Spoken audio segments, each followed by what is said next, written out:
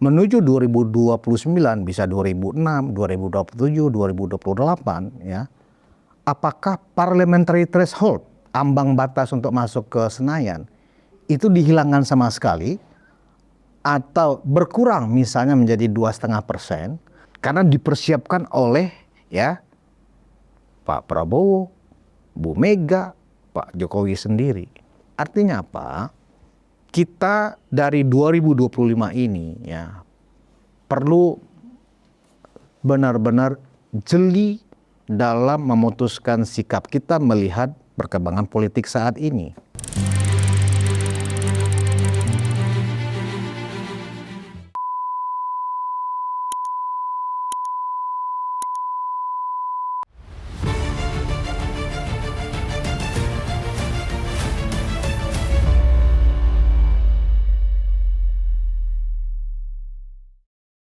Hai penonton Ruang Konsensus Unpacking Indonesia dimanapun Anda berada. Assalamualaikum warahmatullahi wabarakatuh.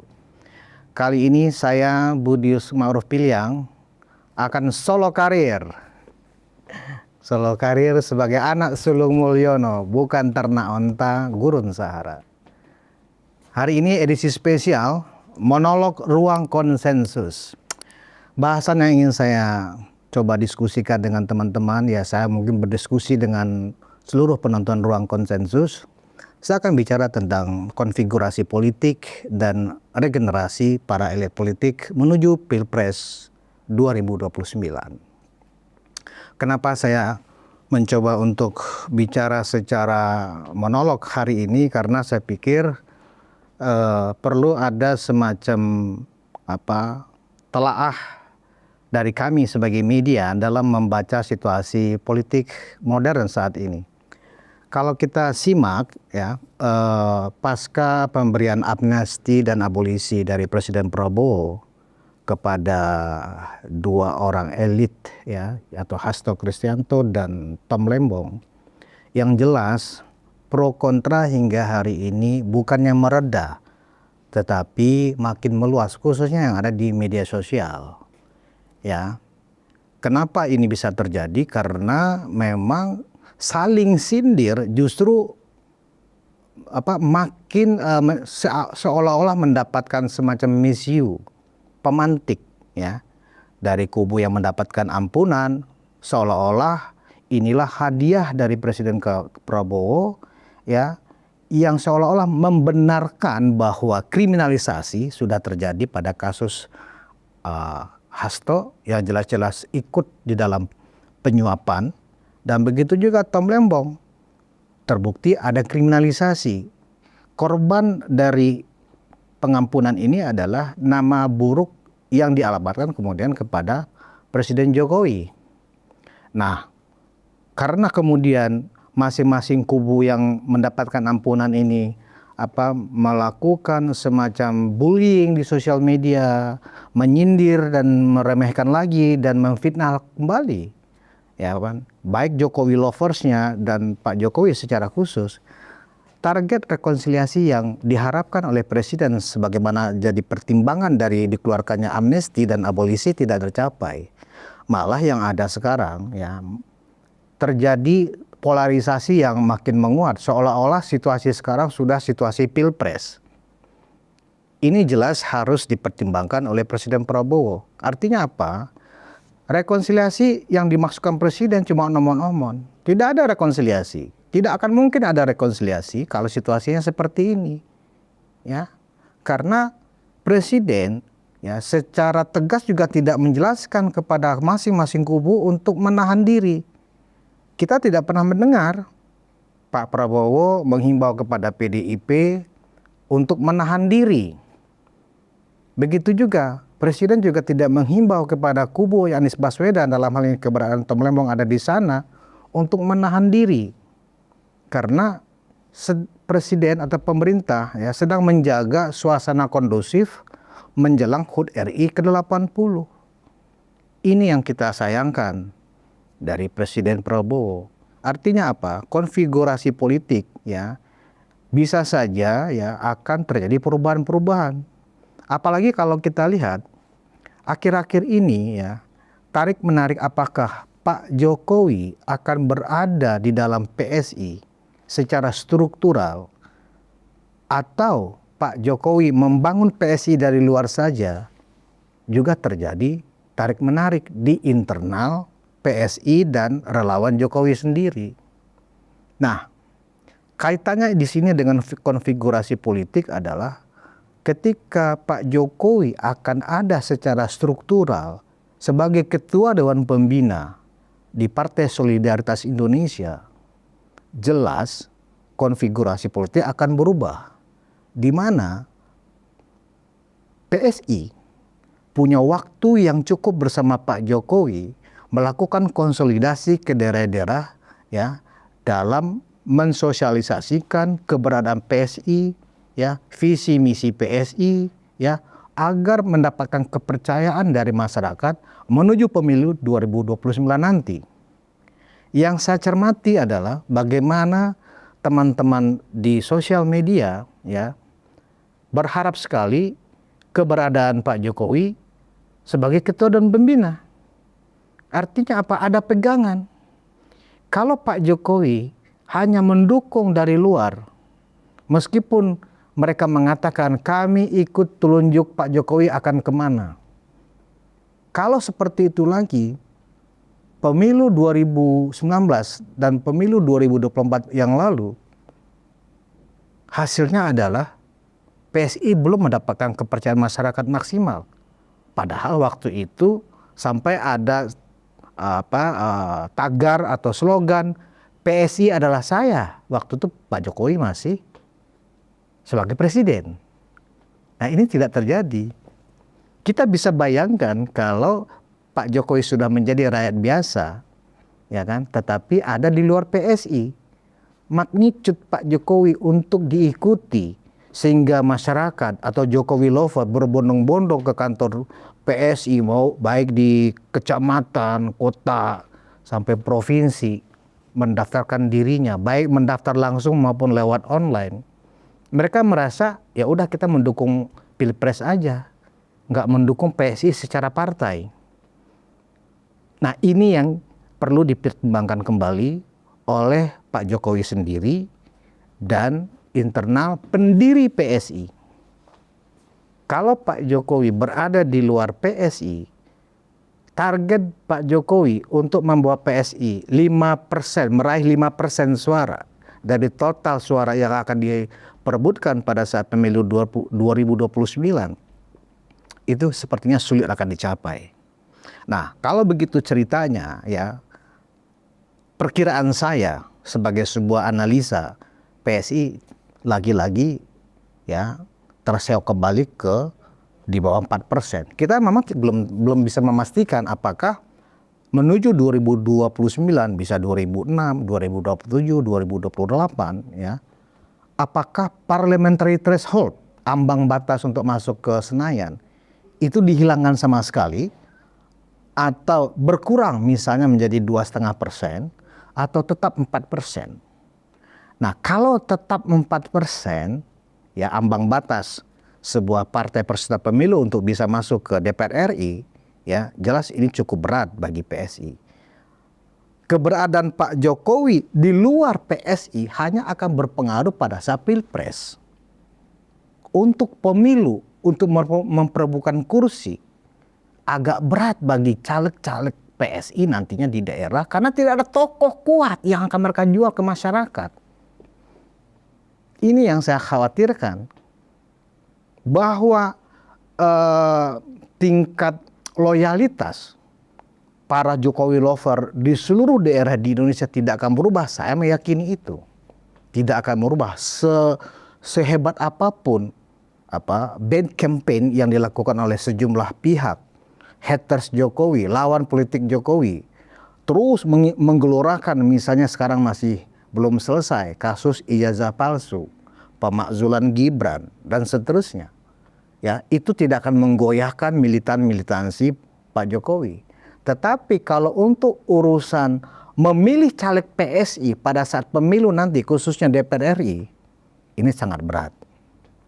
Nah, karena itu ya, keberadaan Pak Jokowi di PSI secara struktural ya, saya pikir itu tidak bisa ditawar lagi. Memang ini hanya sebuah analisa, tapi saya bisa membaca teman-teman yang selama ini aktif di sosial media, apapun jenis sosial medianya, ya saya yakin mereka hanya akan bersemangat ketika hanya pada saat Pilpres. Nah, bagaimana dengan PDIP yang tetap sekarang ini ya partai pemenang pertama di perolehan kursi di Senayan. Meskipun kita tahu bahwa pada saat pemilu 2024 kemarin PDIP mengalami penurunan kursi di Senayan dari 19% hanya menjadi sekitar 16% suara. Apakah PDIP bisa naik perolehan suaranya dari 16% mungkin kembali ke 19% atau sebaliknya bisa melorot di bawah 16%. Nah, ini semuanya tergantung bagaimana tiga elit politik yang berpengaruh saat ini. Presiden Prabowo, Ibu Megawati, dan Pak Jokowi bisa membangun sebuah komunikasi politik yang kondusif. Nah, bagaimana partai-partai yang ada di koalisi Kim? Secara hitung-hitungan Pak Prabowo, pemberian amnesti, abolisi, seolah-olah pemerintah sudah didukung oleh 100% peserta pemilu. Artinya pemerintah ini kuat. Tetapi itu belum tentu. Bisa aja tidak akan seperti itu realitanya. Realita politiknya belum tentu seperti itu. Publik sekarang ini melihat ada diskriminasi yang dinilai dilakukan oleh Presiden Prabowo. Khususnya diskriminasi soal apa?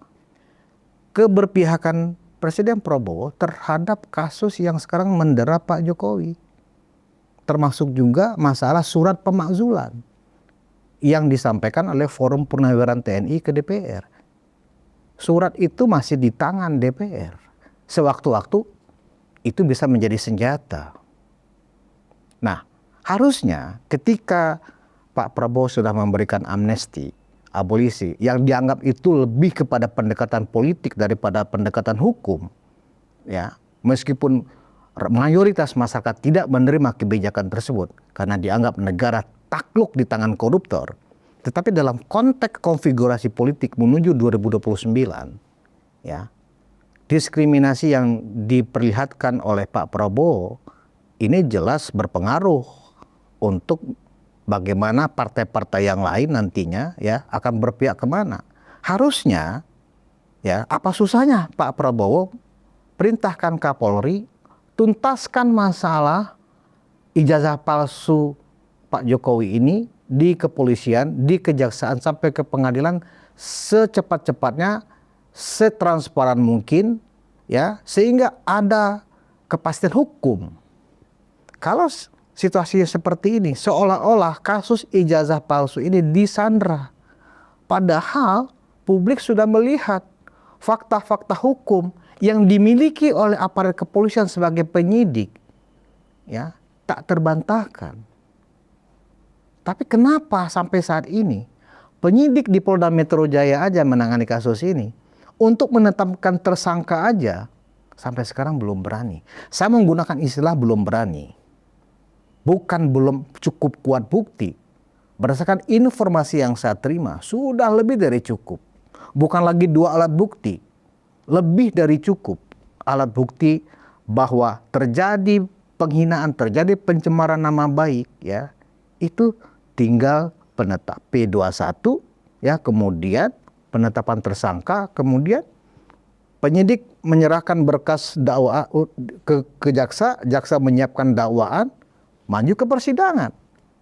Itu hal yang sederhana sebenarnya. Hal yang sebenarnya lebih sulit amnesti dan abolisi ini prosesnya. Tetapi Presiden Prabowo melihatkan sikap yang lebih membela masalah untuk mendapatkan dukungan dari PDIP dan timnya Anies dengan melakukan amnesti daripada mendahulukan kasus Pak Jokowi yang disandra oleh kasus ijazah palsu. Semua orang yakin, termasuk juga Pak Prabowo, bahwa ijazah Pak Jokowi itu asli.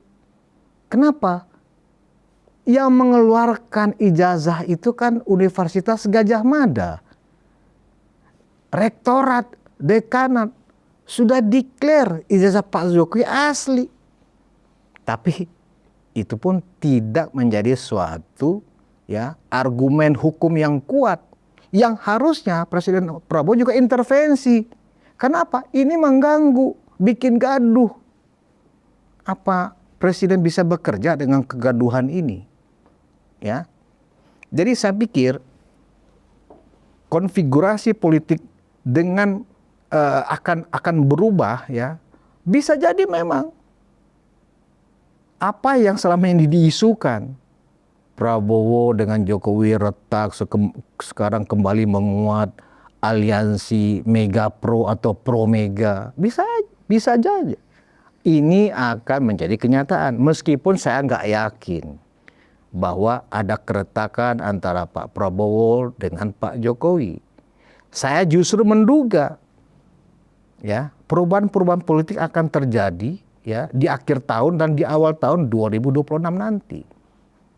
Ya. Kalau kita lihat kandidat-kandidat yang akan berlaga di 2029, namanya nggak banyak. Ya, namanya nggak banyak. Pertama, ada Presiden Prabowo sendiri. Elektabilitasnya masih tertinggi dari sisi yang akan nominasi menjadi pemenang pada saat Pilpres 2029. Persoalannya sekarang bukan siapa pemenang Pilpresnya, tetapi siapa pendamping Pak Prabowo. Apakah masih Prabowo Gibran atau Prabowo Ganjar atau Prabowo AHY atau Prabowo Puan? Ini menjadi pertanyaan. Bahkan saya melihat satu peluang, tidak menutup kemungkinan PDIP bisa saja karena sesuatu dan lain hal yang namanya dinamika politik, Prabowo Gibran. Artinya Prabowo Gibran itu adalah Gibran kembali ke rumah lamanya, ke PDIP. Dengan demikian sudah dipastikan kalau itu yang terjadi pada saat 2029 dan 2034, PDIP akan memiliki wakil presiden di pemerintahan. Sehingga dengan demikian 2034 dengan asumsi Pak Prabowo maju ke periode kedua tentunya 2034 Capres Gibran mungkin nggak ada lawan, kata orang. Nggak ada lawan. Karena dipersiapkan oleh Pak Prabowo, Bu Mega, Pak Jokowi sendiri. Secara kekuatan politik ini sangat-sangat powerful. Pertanyaannya, apakah masuk akal Gibran kembali ke rumah lama? Dalam politik tidak ada yang nggak masuk akal. Semuanya masuk akal. Dan dalam politik bisa jadi menjadi penghalang. Tetapi kalau kita lihat proses regenerasi di lingkaran partai-partai lama saat ini, rasa-rasanya itu memungkinkan. Contoh, kita mulai dari PDIP. PDIP sekarang dalam kongres dia yang terakhir, sudah kembali menunjuk Bu Mega sebagai ketua umum. Padahal Bu Mega secara umur udah tergolong sepuh. Artinya apa? Ada kemacetan regenerasi dan rekrutmen politik di PDIP. Kita memang tidak bisa menakar umur, karena itu adalah wilayah yang maha kuasa. Tetapi akal sehat kita, bisa saja sesuatu bisa saja terjadi. Karena Ibu Mega memang sudah sepuh. Ibu Mega belum menyiapkan siapa yang akan menggantikan beliau manakala terjadi sesuatu, entah sakit yang tidak bisa lagi menjalankan tugas seperti biasa, harusnya dari sekarang pada saat kongres di Bali kemarin, Bu Mega mengambil inisiatif untuk memberikan semacam pendampingan kepada ketua umum baru. Anggaplah misalnya ketua umum diberikan kepada Puan Maharani, Bu Mega kemudian beralih menjadi ketua dewan pembina di PDIP. meniru ya semacam proses transformasi yang dilakukan oleh Partai Demokrat, di mana Pak SBY ya selagi masih sehat, selagi masih punya power juga, melakukan proses transformasi di Partai Demokrat dengan menunjuk ya dan meyakinkan seluruh pengurus ya dan seluruh stakeholder di Demokrat untuk menunjuk Mas AHY sebagai Ketua Umum Demokrat, Pak SBY sebagai Ketua Majelis Tinggi yang punya kewenangan lebih tinggi dari Ketua Umum. Artinya apa? Proses transformasi dan regenerasi di Demokrat lebih berjalan mulus. Kita kesampingkan dulu persoalan politik dinasti di sini. Karena dalam konteks kepentingan election, dalam konteks pemilihan, orang hanya berpikir siapa yang punya nilai jual, bukan masalah lagi persoalan politik dinasti. Sekarang kita beralih ke Gerindra. Gerindra saat ini ketua dewan pembinanya adalah Pak Prabowo. Ketua umumnya juga Pak Prabowo. Notabene adalah Presiden Republik Indonesia. Powerful. Pertanyaannya adalah, dengan usia Pak Prabowo sekarang lebih kurang 74 tahun, ya, udah tergolong sepuh juga. Ya, many things can happen ke depan. Siapa pengganti Pak Prabowo? Tidak ada kader. Kalau misalnya meniru gaya PDIP, ada Puan, masih ada Prananda. Kalau di Demokrat, ada Puan, Demokrat ada Mas AHY, ada Mas Ibas. Apakah Mas Didit akan menjadi kandidat pengganti di Gerindra?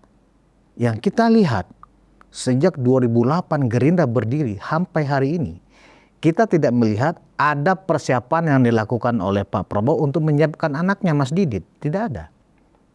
Lantas, siapa yang akan menggantikan Pak Prabowo? Bisa jadi mereka akan konflik. Bisa aja faksi-faksi yang sekarang ada di Gerindra saling berebut jabatan. Ada faksi Dasko, ada faksi Aman Buzani, ada faksi Safri Samsudin misalnya. Ya, ini sesuatu yang bisa meledak pada saat ternyata harus mengganti ketua umum. Artinya ini juga satu persoalan.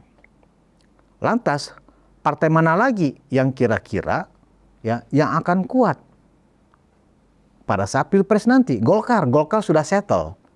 Golkar lebih demokratis karena mereka terbiasa ya melakukan Munas, memilih ketua umum yang benar-benar sifatnya benar-benar yang hidup dan berpengaruh dari DPP sampai ke daerah.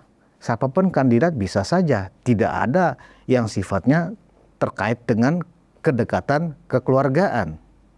Lantas apa misalnya lagi? Nasdem juga ketua umumnya sekarang Pak Surya Paloh. Pak Surya Paloh juga sudah sepuh. Nasdem sudah mempersiapkan, atau Pak Surya sudah menyiapkan anaknya Prananda, ya, yang sekarang kalau nggak salah menjadi ketua fraksi di DPR. Tapi selama ini kiprah dan kinerja Prananda Paloh sebagai calon pengganti Pak Surya, bapaknya, tidak terlihat. Tidak ada kinerjanya, tidak pernah datang ke masyarakat, tidak pernah muncul di ruang publik, tidak pernah muncul memberikan semacam pikiran-pikirannya kepada masyarakat. Tidak terdengar suaranya Prananda Paloh. Ya toh? Nah sekarang kita bicara apa lagi? Partai Amanat Nasional. Ketuanya mungkin relatif masih tergolong muda, Zulkifli Hasan. Ya, masih sekitar 60-an atau mendekati 70. Masih fit. Mungkin levelingnya sama dengan Pak Jokowi. Nah, jadi kalau PKB, ya, ada PKB, ada PKS. Nah, relatif kenapa ini nggak terlalu berpengaruh? Karena PKB dan PKS ini kan lebih masuk ke wilayah politik yang berdasarkan berbau politik agama. Ada unsur-unsur yang sifatnya kedekatan keagamaan di situ. PKB ya selagi masih ada Caimin, ya Caimin mungkin bisa jadi akan menjadi ketua umum seumur hidup juga. Apalagi ya, Caimin umurnya juga masih relatif muda. PKS punya sebuah sistem sendiri, kaderisasinya berjalan. Tetapi yang jelas PKS tidak bisa dianggap sesuatu yang punya nilai tawar yang tinggi karena selama ini PKS tidak pernah melihatkan kinerja sebagai partai nomor 2 di DPR misalnya. Kursinya ya marketnya ya segitu-gitu aja. Nah, artinya ke depan kita melihat kalau kita bicara konfigurasi politik, kita bicara regenerasi politik, positioning Gibran, AHY, Puan ya sebagai elit-elit muda yang memiliki latar belakang ketokohan orang tuanya, inilah yang akan berperan pada saat Pilpres dan Pemilu 2029 nanti. Dan pada saat Pemilu 2029 dan Pemilu 2034, Pak Jokowi relatif masih muda. Pak SBY di Demokrat mungkin makin sepuh. Pak Prabowo apalagi tambah sepuh. Bu Mega tambah sepuh lagi, tambah aja 10 tahun lagi umur beliau. Ya kan? Artinya apa? Kita dari 2025 ini ya perlu benar-benar jeli dalam memutuskan sikap kita melihat perkembangan politik saat ini.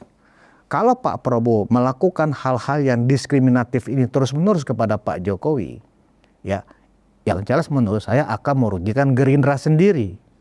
Ya, satu-satunya tokoh politik yang hingga hari ini benar-benar jelas memiliki massa militan yang luar biasa di Republik ini adalah Pak Jokowi. Padahal Pak Jokowi tidak berpartai. Jika misalnya terjadi rekonsiliasi, ya, seperti yang diharapkan oleh Pak Prabowo, saya sih berharap sebenarnya rekonsiliasi itu terjadi rekonsiliasi PDIP dengan Pak Jokowi, didukung oleh sinerginya dengan Gerindra, dengan Pak Prabowo. Paten barang ini. Tetapi memang orang menganggap kalau itu terjadi impossible. Tapi saya tetap meyakini ya tidak ada hal yang terlalu mendasar sebenarnya keretakan hubungan antara Pak Jokowi dengan Bu Megawati. Hanya karena perbedaan sudut pandang aja pada saat Pilpres 2024 kemarin. Ya, kenapa perbedaan sudut pandangnya? Pak Jokowi itu sudah menyiapkan sebenarnya ya Prabowo Ganjar. Sudah menyiapkan itu.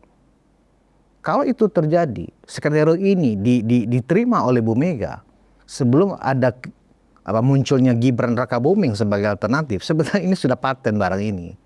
Tapi sayangnya PDIP menolak tawaran itu.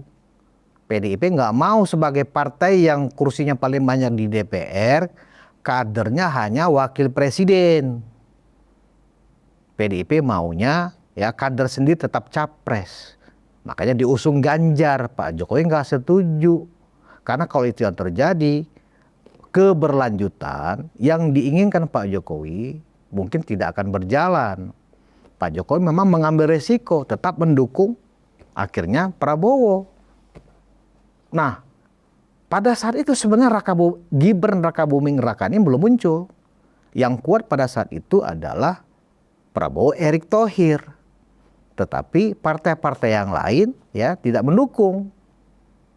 Ketika dipasangkan dengan yang lain juga tidak ada yang menerima. Akhirnya ketika muncul nama Gibran dan itu atas permintaan Pak Prabowo sendiri. Semuanya setuju. Dan bukti memang 58% diraih oleh pasangan Prabowo Gibran. Saat ini yang menjadi kunci utama yang akan menentukan bandul politik adalah Gibran Rakabuming Raka. Makanya Gibran diganggu dengan pemakzulan. Kode bahwa Prabowo ya ingin ya tidak menempatkan Gibran sebagai kandidatnya lagi pada Pilpres 2029 gampang saja. Apa sinyalnya? Sinyalnya adalah ketika surat pemakzulan dari Forum Purnawiran itu dibahas di DPR. Kalau itu terjadi, surat itu dibahas, bahkan kemudian memang disetujui, itu artinya Prabowo Gibran hanya mimpi. Dan jika itu terjadi, peta politik berubah 100%. Dan pada saat itulah PSI tanpa Jokowi juga makin gak jelas keberadaannya. Sementara itu Gibran makin kehilangan, siapa yang akan membela Gibran? Pak Jokowi makin tersudut dengan kasusnya. Apalagi Gibran kemudian benar dimakzulkan. Ya tentu ini adalah perkara politik. Ya, atas nama perkara politik yang nggak salah bisa salah. Buktinya apa? Amnesti terjadi. Yang jelas-jelas sudah ketuk palu, bersalah, terpidana, dapat amnesti. Bisa saja. Barangkali itu saja yang perlu saya sampaikan ke teman-teman penonton Ruang Konsensus semua. Ya, pertama memang kita harus sadar ada proses rekrutmen dan regenerasi di tingkat partai-partai besar yang sebenarnya dalam kondisi tidak baik-baik saja karena mereka tidak menyiapkan kader-kader pengganti yang solid dan tangguh. Dan yang kedua adalah di dalam proses siapa yang akan muncul di 2029 nanti sebagai orang-orang yang punya masa yang kuat, saya pikir ini juga sudah saya jelaskan tadi, nggak banyak nama. Dan itu memang potensi. Sebagai penutup, politik election atau partai politik yang akan siap bertarung dalam sebuah election, baik itu pemilu legislatif maupun pemilu presiden, ditentukan oleh hanya dua variabel saya pikir. Pertama memang variabel ketokohan yang dimiliki oleh kandidat dan atau partai pendukung. Yang kedua adalah logistik. Tanpa logistik yang kuat, nonsen. Partai pengusung presiden itu akan menang. Begitu juga sebaliknya. Nggak ada tokoh yang kuat juga nonsen untuk menang. Jadi dua ini harus satu paket. Ibarat mata uang, ya. Nggak, kalau misalnya hanya ada gambar burung, nggak ada gambar rupiahnya, juga nggak laku uang itu. Jadi harus satu paket. Nah, partai-partai besarlah yang memiliki tokohan dan logistik itu. Mana partainya? Seperti yang saya bicarakan tadi. Inilah semacam pembekalan atau sekedar sharing dari saya. Kondisi 2029 berangkat dari 2025 ini. Pak Prabowo salah jalan, ya bisa jadi akan ada dinamika politik yang berubah 100%. Pak Jokowi tetap adalah kuda hitam. Memang terkesan Pak Jokowi sudah dalam posisi terpojok, tapi saya tidak yakin kondisi itu. Oh, Pak Jokowi dikucilkan. Begitu anggapan sebagian orang, tapi saya tetap tidak yakin Pak Jokowi berhasil dikucilkan dengan mematikan PSI misalnya. Tetaplah berpikir jernih, tetaplah berpikir objektif, ya kan? Silakan kita berdemokrasi, hindari pertengkaran, dan kita sambut sebuah demokrasi yang sehat di Republik yang kita cintai ini menuju 80 tahun Indonesia merdeka. Demikian kira-kira diskusi monolog dari Ruang Konsensus. Terima kasih atas perhatian Anda. Kita bertemu di monolog Ruang Konsensus selanjutnya. Wassalamualaikum warahmatullahi wabarakatuh.